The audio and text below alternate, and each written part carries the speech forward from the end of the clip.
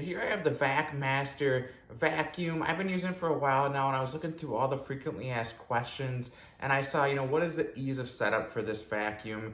Can you replace the filters in it, and then can you use it cordlessly? So I'm gonna answer all those questions for you and hopefully help you out with your purchase. So for that first question is, what is the ease of setup? This vacuum takes honestly seconds to set up. I have a video going in the corner where you can see me actually do it, but it's just a few steps. So if you're worried about that, I would not worry about that at all. It's super, super easy.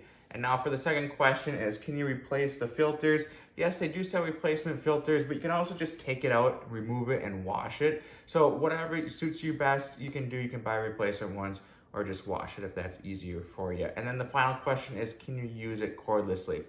So you can't use it cordlessly, but it does have a 17-foot cord on it. So you're gonna be able to, get all over the place. It's not like some short cord, 17 feet worth of cord. So it is pretty long. But overall, this is an awesome, affordable vacuum. I was looking for something just to get the job done, and it was good quality for a good price. I didn't need some high-end type thing. And this fit the bill. It's working really good for me, and I'm super happy with my purchase.